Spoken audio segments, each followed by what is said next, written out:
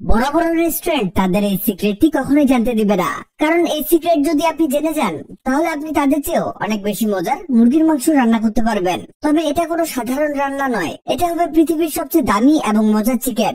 এই রেসিপি তৈরি করার জন্য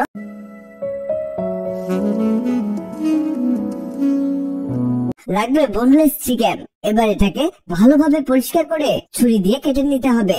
দেখুন কিভাবে। প্রথমে লম্বা লম্বা করে কেটে নিতে হবে, এরপরে ছোট ছোট কিউব করে কাটবেন। দেখে নিশ্চয়ই বুঝতে পারছেন কিভাবে কাটা হচ্ছে। সবগুলো চিকেন মিট কেটে রেডি করে নিয়েছি। চিকেন কিউব গুলোকে এবার একটি প্লেটে ঢেলে দিন। এবার এতে দিয়ে দিতে হবে ডিম। আমরা এখানে 3টে ডিমের কুসুম দিয়ে দিচ্ছি। মনে রাখবেন এখানে কিন্তু ডিমের সাদা অংশটা দেওয়া যাবে না। এবার এর স্বাদ মতো লবণ আর হাফ চামচের মতো গোলমরিচ গুঁড়ো দিয়ে দিচ্ছি। চামচ দিয়ে খুব ভালো মতো নেড়ে চেড়ে মাংসের সাথে সবগুলো উপকরণ মিশিয়ে নিতে হবে। এই কাজটা একটু সময় নিয়ে ভালোভাবে করতে হবে, যাতে সবগুলোই মাংসের সাথে ভালোভাবে লেগে থাকে। এই যে দেখুন, আমাদের মাংসটা খুব ভালো মতো মশলার সাথে মেশানো হয়ে গেছে। এরপর এতে দিয়ে দিচ্ছি কিছু ধনেপাতা কুচি, 1 চামচ মেয়োনিজ দিয়ে আবারও এটাকে মিশিয়ে নিবেন। এই দুটো উপকরণকেও খুব ভালোভাবে মিশিয়ে নিতে হবে। এটা মিক্স হতে হতে জানিয়ে দিতে পারেন আপনি কোথা থেকে ভিডিওটি দেখছেন, যাতে পরের ভিডিওতে আপনাকে ধন্যবাদ জানাতে পারি। এবার লাগবে মোজারেলা চিজ। যে কোনো সুপার শপে আপনারা এটা খুব সহজেই কিনতে পাবেন। এখানে আমরা 1 কাপ চিজ নিয়েছি। এবার আবারও নেড়ে চেড়ে মাংসটাকে খুব ভালোভাবে মিশিয়ে নিতে হবে। এই তো হয়ে গেছে।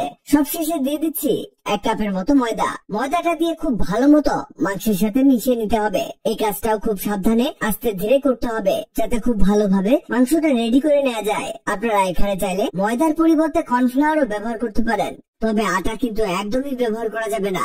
এই তো দেখুন, মাংসের মিশ্রণটা একদম রেডি হয়ে গেছে। এবার গরম তেলের মধ্যে 1 চামচ মাংসের কিমা নিয়ে তেলের মধ্যে ছেড়ে দিব।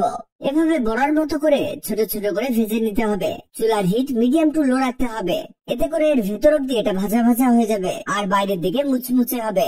সবচেয়ে ভালো হয় আপনি যদি মিশ্রণটি 30 মিনিটের জন্য ম্যারিনেট করে রাখেন, তাহলে এর মশলাটা আরো ভালোভাবে এর ভিতরে প্রবেশ করবে। দেখুন, আমরা মাংসের কিমাগুলোকে উল্টে পাল্টে গোল্ডেন ব্রাউন কালার করে ভেজে নিয়েছি। এটা হয়ে গেলে একটা প্লেটে তুলে নিচ্ছি। আমাদের সবগুলো বড়া ভাজা হয়ে গেছে। দেখেই বোঝা যাচ্ছে কতটা টেস্টি হয়েছে। একটু কেটে দেখিয়ে দিচ্ছি। এই দেখুন কত মচমচে করে ভাজা হয়েছে, আর এটা খেতেও কিন্তু দারুণ হয়েছে। তাই রোজার ইফতারিতে এটা কিন্তু খুব দারুণ একটা স্ন্যাক্স হতে পারে। তাই অবশ্যই এটা বাসায় ট্রাই করে দেখবেন। গ্যারান্টি দিয়ে বলতে পারি পরিবারের ছোট বড় সবাই এটা খেতে খুবই পছন্দ করবে। ভিডিওটি আপনার কাজে আসবে, তাই দ্রুত খুঁজে পেতে টাইমলাইনে শেয়ার দিয়ে রাখুন। ভিডিওটি ভালো লাগলে লাভ ইউ একদিন